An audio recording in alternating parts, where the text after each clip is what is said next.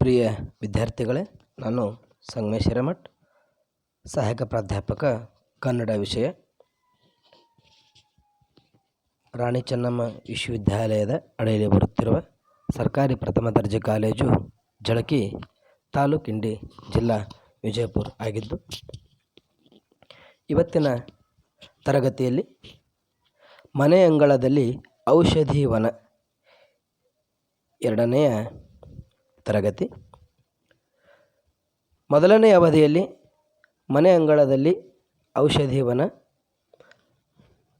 ಈ ಗದ್ಯದ ಕಲಿಕೆಯಿಂದ ಆಗುವ ಪ್ರಯೋಜನಗಳು, ಈ ಲೇಖನವನ್ನು ಬರೆದಂತಹ ಡಾಕ್ಟರ್ ವಸುಂಧರಾ ಭೂಪತಿಯವರ ಸಮಗ್ರ ಪರಿಚಯ ಮತ್ತು ಕನ್ನಡ ಸಾಹಿತ್ಯದ ಸುಮಾರು 1500 ವರ್ಷಗಳ ಇತಿಹಾಸದಲ್ಲಿ ಮೈಲುಗಲ್ಲುಗಳು ಹಾಗೂ ಆಧುನಿಕ ಕನ್ನಡ ಸಾಹಿತ್ಯದ ಪ್ರಮುಖ ಘಟ್ಟಗಳಾದ ನವೋದಯ, ಪ್ರಗತಿಶೀಲ, ನವ್ಯ, ದಲಿತ ಬಂಡಾಯ ಮತ್ತು ಮಹಿಳಾ ಸಾಹಿತಿಗಳ ಸಾಹಿತ್ಯದ ಕುರಿತು ನಾವು ತಿಳಿದುಕೊಂಡಿದ್ದೇವೆ. ಈ ಎರಡನೆಯ ತರಗತಿಯಲ್ಲಿ ನಾವು ಮುಖ್ಯವಾಗಿ ಈ ಗದ್ಯ ಭಾಗದ ಪ್ರಮುಖ 3 ಸಸ್ಯಗಳು, ಅಮೃತಬಳ್ಳಿ, ಅಡುಸೋಗೆ ಮತ್ತು ಒಂದೆಲಗ, ಈ ಔಷಧಿ ಸಸ್ಯಗಳ ಬಗ್ಗೆ ತಿಳಿದುಕೊಳ್ಳೋಣ.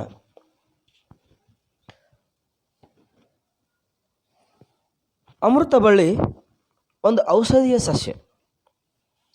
ಇದು ಮೆನಿಸ್ಪರ್ಮೇಸಿ ಎಂಬ ಕುಟುಂಬಕ್ಕೆ ಸೇರಿದಂಥ ಒಂದು ಹಸಿರು ಬಣ್ಣದ ಬಳ್ಳಿ. ಈ ಸಸ್ಯ ನೋಡ್ರಿ, ನುಣುಪಾದ ಪೊದೆ ಇಂದ ಕೂಡಿರ್ತದೆ. ಇದು ಹೆಚ್ಚಾನೆಚ್ಚ ಒಣ ಕಾಡುಗಳಲ್ಲಿ ಮತ್ತು ಬಯಲು ನಾಡಿನಲ್ಲಿ ಬೆಳೆಯುವಂಥ ಒಂದು ಬಳ್ಳಿ.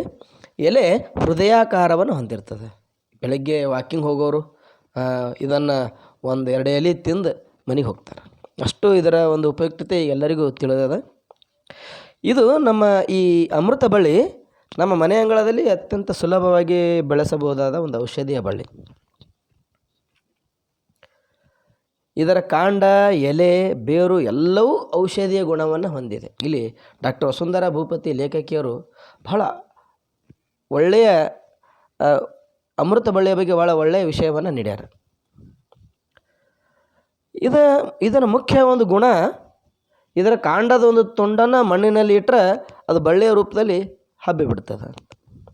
ಅಂದರೆ ಇದು ನೀರು ಇಲ್ಲದೆ ಬೇಗ ಒಣಗುವುದಿಲ್ಲ, ಸುಲಭವಾಗಿ ಸಾಯುವುದಿಲ್ಲ. ಇದು ಅಷ್ಟು ಇದರಲ್ಲಿ ಸತ್ವ ಇದೆ. ಆದ್ದರಿಂದಲೇ ಇದಕ್ಕೆ ಅಮೃತ ಅಂದರೆ ಸಾವು ಇಲ್ಲ ಅನ್ನುವಂಥ ಹೆಸರು ಬಂದಿದೆ ಅನ್ನುವಂಥ ವಿಚಾರ. ಇಲ್ಲಿ ಲೇಖಕಿಯರು ಪ್ರಾರಂಭದಲ್ಲಿ ಅಮೃತ, ಗುಡೂಚಿ, ಕಾಡು ಹಾಕು, ಕಾಶಿ ಮುಂತಾದ ಹೆಸರುಗಳಿಂದ ಕರೆಯುವ ಈ ಬಳ್ಳಿಯ ಉಪಯೋಗಗಳು ಹಲವು ಅಂತ ಹೇಳ್ತಾರೆ. ಗುಣದಲ್ಲಿ ಇದು ಅಮೃತಕ್ಕೆ ಸಮಾನ. ಆದರೆ ಸ್ವಲ್ಪ ಇದು ತಿಂದಾಗ ಸ್ವಲ್ಪ ಒಗರಿರ್ತದೆ, ಅಷ್ಟೇನು ಕಹಿ ಇರೋಂಗಿಲ್ಲ. ಇವರು ಕಹಿ ಅಂತ ಹೇಳ್ಯಾರ ಲೇಖಕಿಯರ, ಅದು ಕಹಿ ಅನಿಸಿಲ್ಲ, ಸ್ವಲ್ಪ ಒಗರಿರ್ತದೆ ಎಲೆ. ಅಮೃತ ಬಳ್ಳಿಯ ಉತ್ಪತ್ತಿ ಹೇಗಾಯ್ತು ಎಂಬುದಕ್ಕೆ ಒಂದು ಕಥೆಯನ್ನು, ಒಂದು ಪೌರಾಣಿಕ ಕಥೆ ಹಿನ್ನೆಲೆ ಕೊಡ್ತಾರೆ ಲೇಖಕಿಯರು. ರಾವಣ ಕಾಮಾತುರನಾಗಿ ಸೀತೆಯನ್ನು ಅಪಹರಣ ಮಾಡ್ಕೊಂಡು ಹೋಗ್ತಾನೆ. ಅದು ಕಥೆ ಗೊತ್ತದೆ ನಿಮಗೆ, ರಾಮಾಯಣದ್ದು. ನಾವು ನಾಗಚಂದ್ರನ ಕೃತಿ ರಾಮಚಂದ್ರ ಚರಿತ ಪುರಾಣದಲ್ಲಿ ನಾವು ಚಂಪೂ ಕವಿ ನಾಗಚಂದ್ರನ ಕಾವ್ಯದಲ್ಲಿ ನೋಡ್ತೀವಿ ನಾವು. ಅಬ್ದಿ ಮೋರ್ಮೆ ಕಾಲವಶದ ಮರ್ಯಾದೆಯಂ ದಾಂಟದೆ ಅನ್ನುವಂಥ. ಪರಂಗನ ಯುವತಿ ವ್ರತವನ್ನು ಕೈಗೊಂಡಂಥ ರಾವಣ ಸೀತೆಯನ್ನು ತೊಗೊಂಡು ಹೋಗ್ದ. ಬಲವಂತನ ಸೀತೆಯನ್ನು ಲಂಕೆ ಹೊತ್ಕೊಂಡು ಹೋಗ್ತಾನೆ. ನಂತರ ಶ್ರೀರಾಮಚಂದ್ರ, ವಾಲಿವ, ಸುಗ್ರಿ ಮತ್ತು ಈ ಹನುಮಂತ, ಈ ವಾನರ ಸೇನೆಯ ಸಹಾಯದಿಂದ ಲಂಕೆಗೆ ದಾಳಿ ಇಟ್ಟು ರಾವಣನನ್ನು ಕೊಂದು ಸೀತೆಯನ್ನು ಕರೆದುಕೊಂಡು ಬಂದುದು ಕಥೆ ಎಲ್ಲರಿಗೂ ಗೊತ್ತಿದೆ. ಹೀಗೆ ದೇವತೆಗಳಿಗೆ ತೊಂದರೆ ನೀಡುತ್ತಿದ್ದ ರಾವಣ ಹತನಾಗಿದ್ದು ಕಂಡು ದೇವೇಂದ್ರನ ಸಂತೋಷಗೊಂಡು ಯುದ್ಧದಲ್ಲಿ ಗತಿಸಿದ್ದ ವಾನರನ್ನು ಈ ಅಮೃತ ದಾರಿ ಹರಿಸಿ ಬದುಕಿಸಿದ ಅಮೃತಧಾರೆಯಿಂದ ಮತ್ತೆ ಸಜೀವರಾದ ವಾನರ ದೇಹದಿಂದ ಅಮೃತದ ಬಿಂದುಗಳು ಎಲ್ಲೆಲ್ಲಿ ಬಿದ್ದಿದ್ದವು ಅಲ್ಲೆಲ್ಲ ಅಮೃತ ಬಳ್ಳಿ ಹುಟ್ಟಿಕೊಂಡಿತ್ತು ಅನ್ನುವ ಒಂದು ಕಥೆ ಜನಜನಿತವಾಗಿದೆ. ಅಂದರೆ ಎಲ್ಲರಿಗೂ ಒಂದು ಪೌರಾಣಿಕ ಹಿನ್ನೆಲೆಯನ್ನು ನೀಡ್ತಾರೆ ಲೇಖಕಿಯರು. ಇದಕ್ಕೆ ರಾಮಾಯಣದ ಹಿನ್ನೆಲೆಯನ್ನು ಕೊಡ್ತಾರೆ. ಅಂದರೆ ಅಮೃತ ಯಾಕೆ ಹೆಸರು ಬಂತು ಅಮೃತ ಬಳ್ಳಿ ಅಂತ. ಈ ಸಂಸ್ಕೃತದ ಕೆಲವು ಅರ್ಥಗಳನ್ನು ಕೊಡ್ತಾರೆ ಲೇಖಕಿಯರಲ್ಲಿ.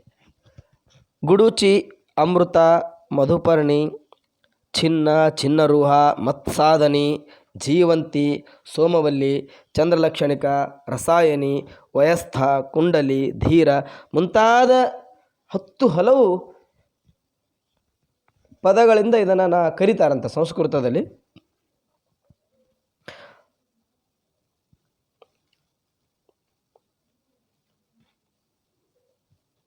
ಈ ಅಮೃತ ಬಳ್ಳಿ ಬಲವನ್ನುಂಟು ಮಾಡುವುದಾಗಿದ್ದು ತ್ರಿದೋಷನಾಶಕ ಅಂತ. ಮುಖ್ಯವಾಗಿ ಇದು 3 ಮನುಷ್ಯನ ದೇಹಕ್ಕೆ ಸಂಬಂಧಿಸಿದ ರೋಗಗಳಿಗೆ ಬಹಳ ಮಹತ್ವದ್ದು ಅಂತ. ತ್ರಿದೋಷಕ ಅಂದರೆ ವಾತ, ಪಿತ್ತ ಮತ್ತು ಕಫ, ಈ 3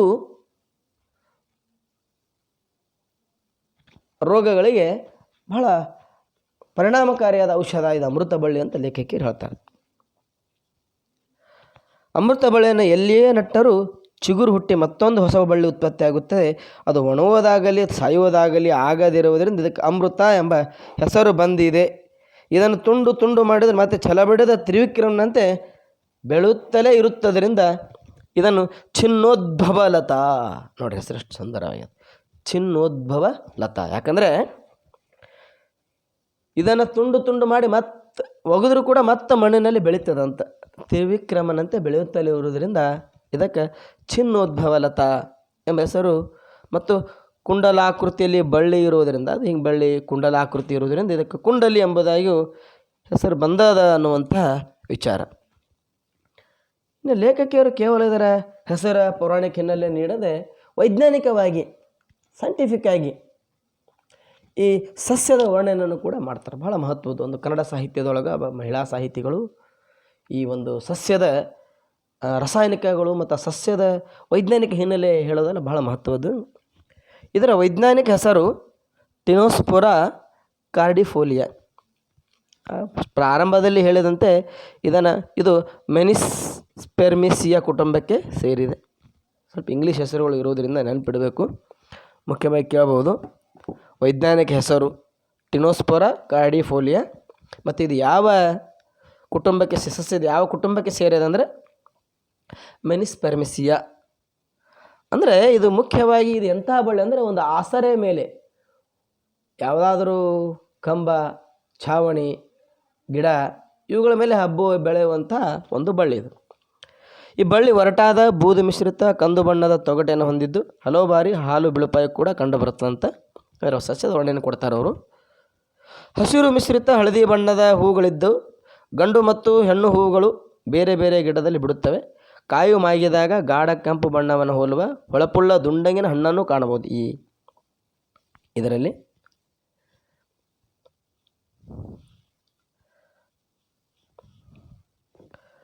ಇನ್ನು ಉಪಯುಕ್ತ ಭಾಗಗಳು ಅಮೃತ ಬಳ್ಳಿಯ ಕಾಂಡ, ಎಲೆ, ಬೇರು ಔಷಧಿಯ ಗುಣವನ್ನು ಹೊಂದೇವಂತ. ಅಂದರೆ ಇಡೀ ಅಮೃತ ಬಳ್ಳಿ ನೆಲದಿಂದ ಮೇಲೆ ಹಬ್ಬದ ಎಲ್ಲವೂ ಉಪಯುಕ್ತನೇ, ಅಷ್ಟು ಅಮೃತಕ್ಕೆ ಸಮಾನವಾದಂಥದ್ದು. ಇದರಲ್ಲಿರುವ ರಾಸಾಯನಿಕ ಘಟಕಗಳು ಬೆರ್ಬೇರಿನ್, ಪಿಷ್ಟ ಮತ್ತು ಕಹಿದ್ರವ್ಯ ಇರುತ್ತದಂತೆ. ಐಸೋಕೊಲಂಬಿನ್, ಟೆಟ್ರಾಹೈಡ್ರೋಪಾಲ್ನಾಟಿನ್, ಮ್ಯಾಗ್ನೋಫ್ಲಾರಿನ್, ಪಾಲ್ಮಟಿನ್, ಟೆನೋಸ್ಪೋರಿನ್, ಟಿನೋಸ್ಪೋರೈಡ್, ಕಾರ್ಡಿಫೋಲೈಡ್ ಅನ್ನುವಂಥ ರಾಸಾಯನಿಕ ಅಂಶಗಳು ಇದರಲ್ಲಿ ಇರುವುದರಿಂದ ಬಹಳ ಉಪಯುಕ್ತ ದೇಹಕ್ಕೆ ಅಂತ. ಇನ್ನು ಔಷಧೀಯ ಗುಣಗಳು ಎಲ್ಲ ಬಗೆಯ ಜ್ವರಗಳಲ್ಲಿ ಅಮೃತ ಬಳ್ಳಿ ಅತಿ ಉತ್ತಮ. ಜ್ವರಕ್ಕೆ ಅತಿ ಮಹತ್ವವಾದಂತಹ ಔಷಧ ಇದು. ಅಮೃತ ಬಳ್ಳಿಯ ತಾಜಾ ಕಾಂಡವನ್ನು ಜಜ್ಜಿ ಅದನ್ನು ಒತ್ತಿ ರಸ ತೆಗೆದು 2 ಚಮಚ ರಸವನ್ನು ಜೇನುತುಪ್ಪದೊಂದಿಗೆ ಬೆರೆಸಿ ದಿನಕ್ಕೆ 3 ಬಾರಿ ಆಹಾರ ಸೇವನೆಗೆ ಮುಂಚೆ ತೆಗೆದುಕೋಬೇಕು. ತಾಜಾ ಕಾಂಡ ಸಿಗದಿರುವಾಗ ಒಣಕಾಂಡ ಬಳಸಬಹುದಾದರೂ ತಾಜಾ ಕಾಂಡ ಭಾಳ ಪರಿಣಾಮಕಾರಿ ಅಂತ ಹೇಳ್ತಾರೆ. ಎಲ್ಲದಕ್ಕೆ ತಾಜಾ ಭಾಳ ಮುಖ್ಯ. ಇದು ತ್ರಿದೋಷಗಳು ಅಂದರೆ ವಾತ ಪಿತ್ತ ಕಫಕ್ಕೆ ಅತಿ ಪರಿಣಾಮಕಾರಿಯಾದಂಥದ್ದು.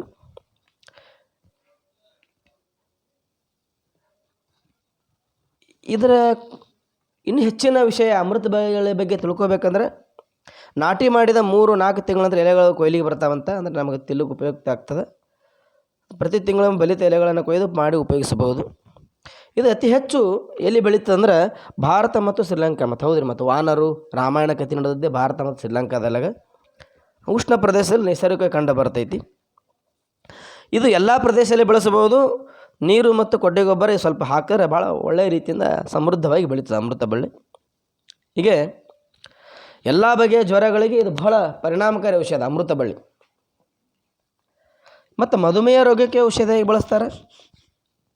ಹೃದಯ ಶೂಲೆಯಲ್ಲಿ ಅಂದರೆ ಅಮೃತ ಬಳ್ಳಿ ಚೂರ್ಣ ಅರ್ಧ ಟೀ ಚಮಚದಷ್ಟು 1-2 ಮೆಣಸಿನಕಾಳು ಪುಡಿ ಸೇರಿಸಿ ಬಿಸಿನೀರಲ್ಲಿ ಕದಡಿ ದಿವಸಕ್ಕೆ 2 ವೇಳೆ ಸೇವಿಸಿದ್ರೆ ಹೃದಯ ಶೂಲೆ ಕಡಿಮೆ ಆಗ್ತದೆ. ಸ್ಮರಣ ಶಕ್ತಿಗೆ ಬಹಳ ಮಹತ್ವದ ನೋಡಿರಿ. ಮಕ್ಕಳಿಗೆ, ವಿದ್ಯಾರ್ಥಿಗಳು, ಓದೋರು ಇದನ್ನು ತೊಗೋಬೇಕು. ಶತಾವರಿ ಶುಂಠಿ, ವಾಯುವಿಳಂಗ ಬಜೆ, ಬ್ರಾಹ್ಮಿ, ಹಳಲೇಕಾಯಿ, ಉತ್ತರಾಣೆ ಮತ್ತು ಸಮಭಾಗ ಅಮೃತ ಬಳ್ಳಿ ಸೇರಿಸಿ ನಯವಾದ ಚೂರ್ಣ ಮಾಡಿ ಅರ್ಧ ಟೀ ಚಮಚ ಚೂರ್ಣಕ್ಕೆ ಸ್ವಲ್ಪ ತುಪ್ಪ ಬೆರೆಸಿ ನಕ್ಕಿದ್ರೆ ಏನು ಚಮನಪ್ರಾಶ ಅಂತ ಕೊಡ್ತಾರಲ್ಲ ಮಕ್ಕಳ ಸ್ಮರಣ ಶಕ್ತಿಗೆ ಅಂತೇಳಿ, ಈ ಬೈದ್ಯನಾಥ್ ಚಮನಪ್ರಾಶದ, ಈಗ ಪತಂಜಲಿ ಅವ್ರದ್ದು ಬಂದದ. ಹೀಗೆ ಇದನ್ನು ನಮ್ಮ ಮನೆಯ ಗಿಡದ ನಮ್ಮ ಮನೆ ಹಿಂದಿನ ಹಿತ್ತಲದಲ್ಲೇ ಬೆಳೆಯುವಂಥ ಒಂದು ಬಳ್ಳಿ. ಇದು ಸ್ಮರಣ ಶಕ್ತಿ ಅತಿ ಉಪಯುಕ್ತಕಾರಿ ಅಂತಂಥದ್ದು. ಬಾಯಾರಿಕೆ, ವಾಂತಿ, ವಾಕರಿಕೆಗೆ ಮತ್ತು ಮೂತ್ರದಲ್ಲಿ ಕಲ್ಲಿಗೆಲಾಗಿದ್ರೆ ಇದಕ್ಕೂ ಕೂಡ ಕರಗಿಸ್ತಂತ್ರಿ. ಇದು ಮೈಮೇಲೆ ಹೇಳುವ ಪಿತ್ತದ ಗಂಧ ಮೈಮೇಲೆ ಗದುವ ಹೇಳ್ತಾವಲ್ಲ ಅದಕ್ಕೂ ಕೂಡ ಇದು ಭಾಳ ಅದು ನೋಡ್ರಿ. ಅಮೃತ ಬಳ್ಳಿಯ ಎಲೆ, ಸಾಸಿವೆ, ಶ್ರೀಗಂಧದ ಚಕ್ಕೆ, ಶ್ರೀಗಂಧ ಕಟ್ಟಿಗೆ ತಿಕ್ಕಿ ಇವುಗಳ ಸಮತೂಕವನ್ನು ಎಮ್ಮೆ ಹಾಲಿನಲ್ಲಿ ಅರೆದು ಮೈಗೆ ಹಚ್ಚೋದ್ರಿಂದ ಏನು ಮೈ ಮೇಲೆ ಗದು ಆಗ್ತಾವಲ್ಲ ಪಿತ್ತ ವಿಕಾರ ಕಡಿಮೆಗೆ ಪಿತ್ತದ ಗಂಧಗಳು ಮತ್ತು ನವೆ ಉರಿ ಶಮನ ಆಗ್ತದಂತೆ. ಹೊಟ್ಟೆ ಉರಿತಿದ್ರೆ ಇದು ತೊಗೋಬೇಕು, ಶಾಂತ ಆಗ್ತದೆ. ಹೀಗೆ ದೃಷ್ಟಿ ಮಾಧ್ಯ, ಬಜ್ಜು ಕಡಿಮೆ ಆಗ್ಲಿಕ್ಕೆ, ಸ್ತ್ರೀಯ ರಕ್ತ ಪ್ರದಾರಕ್ಕೆ, ಉರಿ ಮೂತ್ರ ಇತ್ತಂದರೆ, ಹೀಗೆ ಒಂದಲ್ಲ ಹಲವು ರೀತಿಯಲ್ಲಿ ಅಮೃತ ಬಳ್ಳಿ ಉಪಯುಕ್ತವಾದಂತಹ ಸಸ್ಯವಾಗಿದೆ. ಇನ್ನು ಲೇಖಕಿಯರು 2ನೇ ಬಳ್ಳಿ ಅಡುಸೋಗೆ, ಇದು ಸಸ್ಯದ ಬಗ್ಗೆ ಅವ್ರು ಹೇಳ್ತಾರೆ. ಪ್ರಾಚೀನ ಕಾಲದಲ್ಲಿ ಕೆಲವು ಆಯುರ್ವೇದ ಪಂಡಿತರು ಯೋಗ ಮತ್ತು ಕುಂಡಲಿನಿಯನ್ನು ವೈದ್ಯ ವೃತ್ತಿಯಲ್ಲಿ ಅಳವಡಿಸ್ಕೊಂಡಿದ್ದರು. ನಮ್ಮ ಪ್ರಾಚೀನ ಕಾಲದ ನಮ್ಮ ಹಿರಿಯರು ಬಹಳ ವೇದ ಕಾಲದ ಋಷಿಗಳು ಬಹಳ ಜ್ಞಾನವಂತರು. ಯಾವ ಸಸ್ಯದಲ್ಲಿ ಯಾವ ಔಷಧ ಇದೆ ಅನ್ನುವುದನ್ನು ಅವ್ರು ಭಾಳ ಮನಗಾಣಿದ್ರು ಮತ್ತು ಅವುಗಳನ್ನು ಬಳಕೆ ಮಾಡ್ತಾಯಿದ್ರು. ಔಷಧದಲ್ಲಿ ಎಂಥ ಸತ್ವ ಇದೆ, ವಿಚಾರ ಇದೆ ಅಂತ. ಅವರು ದೇಹದ ಉಸಿರಾಟ ಮತ್ತು ನರವ್ಯೂಹಕ್ಕೆ ಹತ್ತಿರದ ಸಂಬಂಧವನ್ನು ಕಲ್ಪಿಸಿದರು. ಆದ್ದರಿಂದ ಪ್ರಾಣಾಯಾಮ ನರಗಳ ವ್ಯವಸ್ಥೆ, ನೆನಪಿನ ಶಕ್ತಿ ಮತ್ತು ಬುದ್ಧಿಶಕ್ತಿ ಇವುಗಳಿಂದ ಹೆಚ್ಚುತ್ತದ ಅಂತ ಅವ್ರಿಗೆ ಗೊತ್ತಿತ್ತು. ಪ್ರಾಣಾಯಾಮ ಮಾಡೋದರಿಂದ, ಯೋಗ ಮಾಡೋದರಿಂದ, ಸತ್ವ ಸಹಿತವಾದ ಆಹಾರವನ್ನು ತೆಗೆದುಕೊಂಡು ನೋಡಿರಿ, ನಮ್ಮ ಊಟದಲ್ಲಿ ಆರೋಗ್ಯ ಇದೆ. ನಾವು ತೆಗೆದುಕೊಳ್ಳೋ ಆಹಾರ ಎಷ್ಟು ಮುಖ್ಯ ಅನ್ನೋ, ನಾವು ಎಂಥ ಊಟವನ್ನು ಮಾಡ್ತೇವೆ, ಯಾವ ಋತುಮಾನದೊಳಗೆ ಬೇಸಿಗೆ ದಿನಕ್ಕೆ ಎಂಥ ಆಹಾರವನ್ನು ತಿನ್ನಬೇಕು, ಮಳೆಗಾಲದೊಳಗೆ ಎಂಥ ಆಹಾರ ತಿನ್ನಬೇಕು, ಚಳಿಗಾಲದೊಳಗೆ ಎಂಥ ಆಹಾರ ತಿನ್ನಬೇಕು. ಈಗೆಲ್ಲ ಚೈನಾ ಫುಡ್ಸದು ಬಂದವ ರೀ, ಸಲಾಡ್ಸೋದು ಬಂದವ. ಅವುಗಳಲ್ಲಿ ನಮ್ಮ ದೇಹಕ್ಕೆ ಭಾಳ ಅಹಿತವನ್ನು ಉಂಟು ಮಾಡುವಂಥ ಆರೋಗ್ಯ. ನಾವು ಸಣ್ಣ ಮಕ್ಕಳಿಗೆ ಏನು ಕಲಿಸ್ತೀವಿ ಯಾವ ಒಳ್ಳೆಯ ಆಹಾರ ಅಂತ. ಈ ಫಾಸ್ಟ್ ಫುಡ್ ತಿನ್ನಬಾರ್ದು ಅಂತ ಹೇಳ್ತಾರೆ. ಅದು ಭಾಳ ಕರೆಕ್ಟ್ ರೀ. ಯಾಕೆ ನಮ್ಮ ಹಿಂದಿನ ಇದರಲ್ಲಿ ಎಲ್ಲವೂ ಸೊಪ್ಪು ತರಕಾರಿಗಳಿಗೆ, ತಾಜಾ ತರಕಾರಿಗಳಿಗೆ ಹೆಚ್ಚಿನ ಒಂದು ಮಹತ್ವವನ್ನು ಕೊಟ್ಟರು. ನಮ್ಮ ಹಿಂದಿನ ನೋಡಿ ಅಡುಗೆ ಮನೆ ಹೆಂಗಿರ್ತಿತ್ತಪ್ಪ ಅಂದ್ರೆ, ಅಡುಗೆ ಮನೆಯಲ್ಲೇ ಆಹಾರ ತಯಾರಾಗ್ತಾಯಿತ್ತು. ಈಗ ಎಲ್ಲಿ ಬೇಕು ಹೋಟೆಲ್ಗಳಲ್ಲಿ, ರೆಸ್ಟೋರೆಂಟ್ಗಳಲ್ಲಿ, ಫಾಸ್ಟ್ ಫುಡ್ ಕೆಫೆಗಳಲ್ಲಿ ನೂರಾರು ಥರ ಇವೆಲ್ಲ ಡಾಮಿನಿಸ್ ಪಿಜ್ಜಾ ಸೆಂಟ್ರ್ ಬಂದಾವ. ಇವೆಲ್ಲ ಭಾಳ ನಮ್ಮ ದೇಹಕ್ಕೆ ಒಳ್ಳೆಯದಲ್ಲ. ನಾವು ಮಕ್ಕಳಿಗೆ ಆಕರ್ಷಣೆ ಆಗ್ತವೆ. ಐಸ್ ಕ್ರೀಮ್, ಚಾಕ್ಲೇಟ್, ಇವೆಲ್ಲ ಕುರ್ಕುರೆ ಬಂದದ, ಲೇಸ್ ಬಂದಾವ. 108 ಥರ ಕಂಪ್ನಿಯು ಈ ತಮ್ಮ ಆರ್ಥಿಕ ಸಲುವಾಗಿ ಅಂದರೆ ಬಿಸ್ನೆಸ್ ಸಲುವಾಗಿ, ವ್ಯವಹಾರಕ್ಕೆ, ಹಣದ ಲಾಭಕ್ಕಾಗಿ ಅವರು ಹಲವಾರು ಇವು ಟೇಸ್ಟಿಂಗ್ ಪೌಡ್ರನ್ನು ಬಳಸಿ ಇವತ್ತೆಲ್ಲ ಈ ಗೋಬಿ ಮಂಚೂರಿ ಅಂತ ಇತ್ತೇವು. ಇವೆಲ್ಲ ಆರೋಗ್ಯಕ್ಕೆ ಒಳ್ಳೆಯದಲ್ಲ. ನಮ್ಮ ಹಿಂದಿನ ಭಾಳ ಒಳ್ಳೆಯ ಒಂದು ಆಹಾರ ಪದ್ಧತಿಯನ್ನು ಹಾಕಿಕೊಟ್ಟಿದ್ರು. ಇವತ್ತು ನಾವು ಅದನ್ನೆಲ್ಲ ಬಿಡ್ತಾ ಇದ್ದೇವೆ. ಯಾಕಂದರೆ ನಮಗೆ ಅದರ ಬಗ್ಗೆ ಅಷ್ಟು ಗಮನ ಇಲ್ಲ, ನಮ್ಮ ಆರೋಗ್ಯ ಬಗ್ಗೆ ನಮಗೆ ಕಾಳಜಿ ಇಲ್ಲ. ಆ ಪ್ರಾಚೀನ ಕಾಲದಲ್ಲ ಋಷಿ ಪುಂಗವರು ಅವರ ನಮ್ಮ ಈ ಪ್ರಾಣಾಯಾಮ ಮಾಡೋದರಿಂದ ನರ ವ್ಯವಸ್ಥೆ ಸದೃಢವಾಗಿ ನಮ್ಮ ನೆನಪಿನ ಶಕ್ತಿ ಹೆಚ್ಚುತ್ತಾ, ಬುದ್ಧಿಶಕ್ತಿ ಹೆಚ್ಚಾಗ್ತಂತ ತಿಳ್ಕೊಂಡ್ಬಿಟ್ಟಿದ್ದರು. ಅದಕ್ಕಾಗಿ ಶ್ವಾಸಕೋಶ ಆರೋಗ್ಯವಾಗಿರಬೇಕು, ಅದು ಭಾಳ ಮುಖ್ಯ. ಆಗ ಅಡುಸೋಗಿ ಬಳಕೆ ಕುರಿತು ಯೋಚನೆ. ಅಡುಸೋಗಿ ನೋಡಿ ಶ್ವಾಸಕೋಶವನ್ನು ಶುದ್ಧಗೊಳಿಸ್ತದೆ. ನೋಡಿ ಕೊರೋನಾ ಟೈಮದೊಳಗೆ ನಿಮ್ಮ ಇತ್ತೀಚೆಗೆ ಒಂದು ಪೇಪರ್ನಲ್ಲಿ ದಿನಪತ್ರಿಕೆಯಲ್ಲಿ ಬಂದಿತ್ತು. ಈ ಕೊರೋನಾಕ್ಕೆ ನಾವೇನು ಈ ಇದು ಮಾಡ್ತೇವಲ್ಲ, ಕಷಾಯ ಮಾಡ್ತೇವಲ್ಲ, ಆ ಕಷಾಯಲ್ಲಿ ಅಡುಸೋಗಿಯನ್ನು ತುಳಸಿ ಕೂಡ ಬಳಸ್ತಾರೆ. ಭಾಳ ಮಹತ್ವದ್ದು, ಶ್ವಾಸಕೋಶವನ್ನು ಶುದ್ಧಗೊಳಿಸ್ತಾರೆ ಅಡುಸೋಗಿ. ಭಾಳ ಮಂದಿ ಗೊತ್ತಿಲ್ಲ ನಮಗೆ. ಈ ನುಗ್ಗಿಗೆ ಇದು ಕಾಲಿ ಚುಚ್ಚುವಂಥ ವಿಜಾಪುರ ನುಗ್ಗಿ ಮುಳ್ಳು, ಆ ಮುಳ್ಳಿನ ಎಲೆ ಕೂಡ ಔಷಧೀಯ ಸಸ್ಯ. ಭಾಳ ನಮಗೆ ಭಾಳ ಗೊತ್ತಿಲ್ಲ. ಈ ಅಡುಸೋಗಿಯನ್ನು ಯಾವಾಗ ಅಂದರೆ ಈ ಶ್ವಾಸಕೋಶ ಶುದ್ಧವಾಗಿರ್ಬೇಕಂತ ಯಾವಾಗ ಗೊತ್ತಾಯಿತು ನಮ್ಮ ಋಷಿಗಳಿಗೆ, ಅವರು ಅವಾಗಿನಿಂದ ಇದನ್ನು ಬಳಸಲಿಕ್ಕೆ ಪ್ರಾರಂಭಿಸಿದ್ರು. ನೋಡಿ ಎಷ್ಟು ಪ್ರಾಚೀನ ಕಾಲದಲ್ಲಿ ಅಡುಸೋಗಿಯನ್ನು, ಈ ಸಸ್ಯವಾದ ಎಲೆಗಳನ್ನು ಬಳಸ್ಯಾರ ಅವರು. ಸಾಮಾನ್ಯವಾಗಿ ಅಡುಸೋಗಿಯನ್ನು ಮನೆ ಸುತ್ತಲೂ ಬೇಲಿ ಅಂತ ಹಾಕ್ತಾ ಇದ್ದರಂತೆ. ಇದು ನಂಜು ನಿರೋಧಕ, ವಿಷವನ್ನು ನಿರೋಧ ಮಾಡುವಂತಹ ಒಂದು ಗುಣ ಇದರಲ್ಲಿತ್ತು. ಇದನ್ನು ವಾಸಸ್ಥಳವನ್ನು ಕಾಪಾಡುವ ಸಸ್ಯ ಅಂತ ಕರಿತಾ ಇದ್ದರು. 5ನೇ ಶತಮಾನದಲ್ಲಿ ಸುಮಾರು ನೋಡ್ರಿ 1600 ವರ್ಷಗಳ ಹಿಂದೆ ಅಡುಸೋಗಿಯನ್ನು ಶ್ವಾಸಕೋಶದ ತೊಂದರೆ ಮತ್ತು ಕ್ಷಯರೋಗಕ್ಕೆ ಬಳಸಬಹುದೆಂದು ಬುದ್ಧ ಅಭಿಪ್ರಾಯಪಟ್ಟಿದ್ದ. ಬುದ್ಧನ ಮಾತು. ಜಗತ್ತಿಗೆ ಶಾಂತಿ ಮಂತ್ರವನ್ನು ನೀಡಿದ ಏಷ್ಯಾದ ಬೆಳಕೆ ಎಂದು ಕರೆಯಲ್ಪಟ್ಟಂಥ ಬುದ್ಧ ಕ್ರಿಸ್ತಶಕ 5ನೇ ಶತಮಾನದಲ್ಲಿ ಇದರ ಮಹತ್ವವನ್ನು ಹೇಳಿಬಿಟ್ಟಾನೆ. ಸಂಸ್ಕೃತದ ಸಸ್ಯಶಾಸ್ತ್ರದಲ್ಲಿ ಹೂಗಳ ಬಣ್ಣ ಮತ್ತು ಆಕಾರದಿಂದ ಇದನ್ನು ಸಿಂಹದ ಮುಖಕ್ಕೆ ಮತ್ತು ಗಂಡು ಕುದುರೆಯ ಹಲ್ಲಿಗೆ ಹೋಲಿಸಿದ್ದಾರೆ. ಇತ್ತೀಚಿನ ದಿನಗಳಲ್ಲಿ ಅಡುಸೋಗಿಯನ್ನು ಸ್ತ್ರೀಯರಲ್ಲಿನ ಈ ಮಾಸಿಕ ಸ್ರಾವದ ತೊಂದರೆಗಳು ಬಳಸಲಾಗುತ್ತಿದ್ದು, ಅಶೋಕ ಮರಕ್ಕಿರುವಷ್ಟೇ ಮಹತ್ವ ಅಡುಸೋಗಿಯೂ ಇರುವುದು ದೃಢಪಟ್ಟಿದೆ. ಬಹಳ ಔಷಧೀಯ ಗುಣ ಒಳಗೊಂಡಂಥ ಈ ಸಸ್ಯ. ಇದರ ವೈಜ್ಞಾನಿಕ ಹೆಸರನ್ನು ಕೊಡ್ತಾರೆ ಲೇಖಕಿಯರು, ಡಾಕ್ಟರ್ ವಸುಂಧರಾ ಭೂಪತಿಯವರು.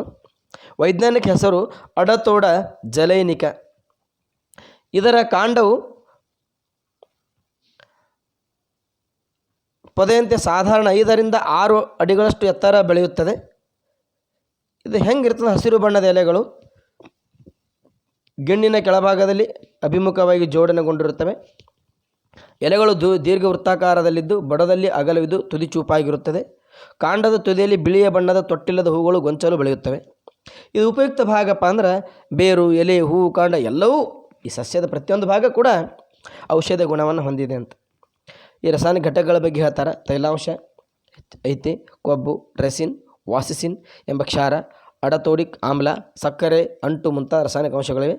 ಅಡುಸೋಗೆ ಬೇರಿನ ತೊಗಟೆಯಲ್ಲಿ ಹೆಚ್ಚಿನ ವಾಸಿಸಿನ ಅಂಶವಿದ್ದು ಎಲೆಯಲ್ಲಿ 0.25% ಮಾತ್ರ. ಅಂದರೆ ಇದ್ರ ಕಾಂಡ ಅತಿ ಉಪಯುಕ್ತ ಅಂತ.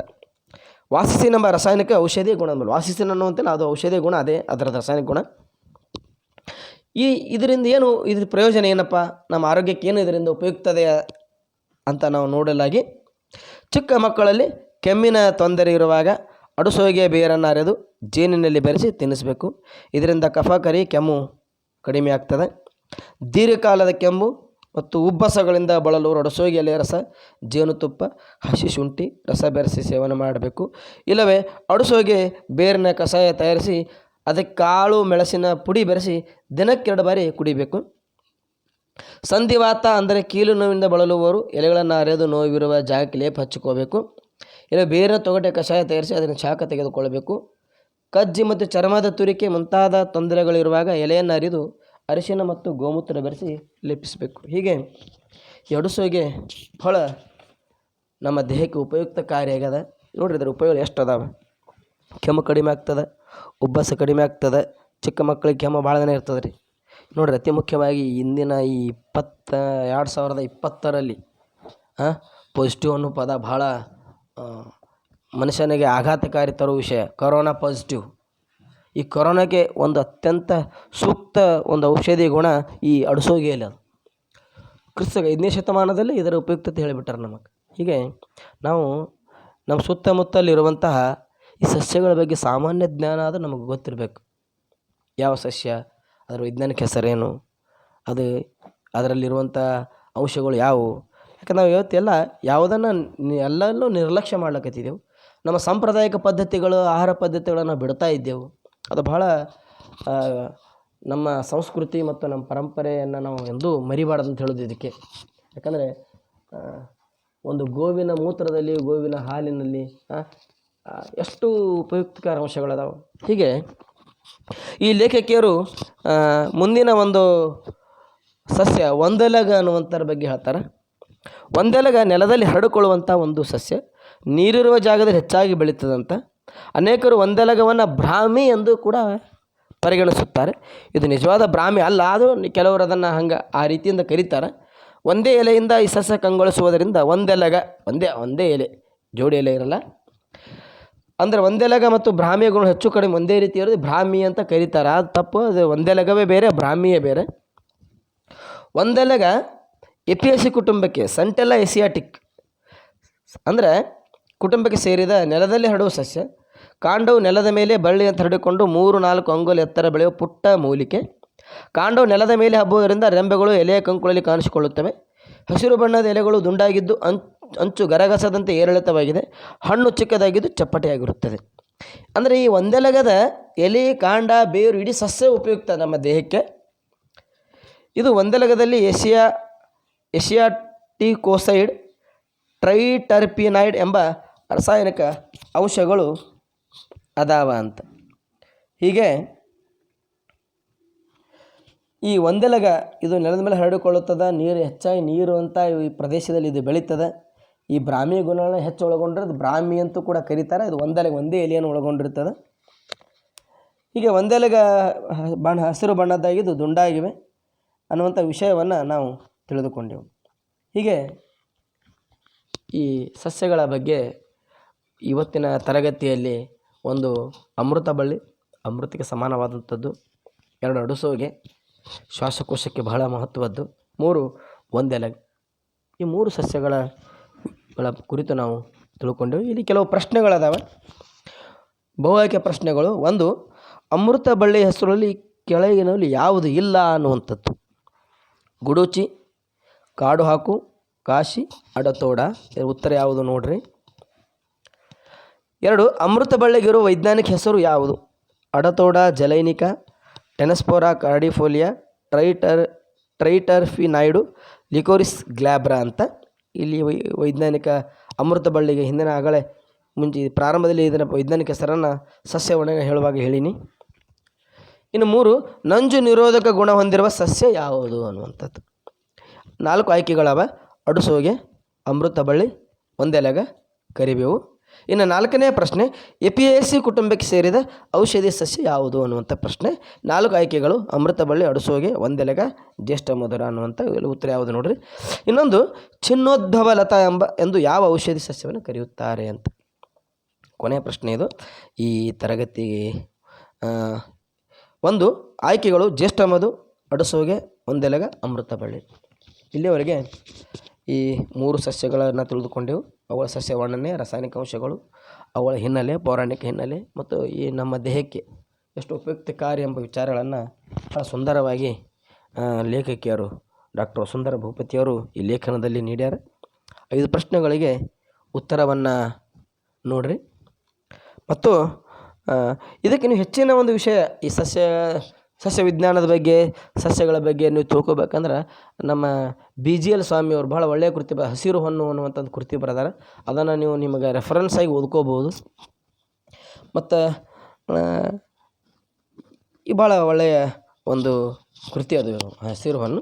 ಹಸಿರು ಸಸ್ಯಗಳ ಬಗ್ಗೆ ಹಲವಾರು ರೀತಿಯ ತಾವು ಪಾಠ ಮಾಡೋ ಅವಧಿಯಲ್ಲಿ ವಿದ್ಯಾರ್ಥಿ ಕರ್ಕೊಂಡು ಹೋಗಿ ಅವುಗಳ ಹೆಸರನ್ನು ಅದರ ಔಷಧಿ ಗುಣವನ್ನು ಹೇಳ್ತಾರೆ. ಅದು ಒಳ್ಳೆಯ ಪುಸ್ತಕ, ನಿಮ್ಮ ರೆಫರೆನ್ಸ್ ಆಗಿ ಓದ್ಕೋಬೋದು. ಇಲ್ಲಿಯವರೆಗೆ ನನ್ನ ತರಗತಿಯನ್ನು ಕೇಳಿದ ಎಲ್ಲ ವಿದ್ಯಾರ್ಥಿಗಳಿಗೆ ಧನ್ಯವಾದಗಳನ್ನು ಹೇಳುತ್ತಾ, ಮುಂದಿನ ಅವಧಿಯಲ್ಲಿ ಈ ಗದ್ಯದ ಮುಂದಿನ ವಿಚಾರಗಳನ್ನು ನಾವು ತಿಳಿದುಕೊಳ್ಳೋಣ. ಮತ್ತೊಮ್ಮೆ ಎಲ್ಲರಿಗೂ ಧನ್ಯವಾದಗಳು.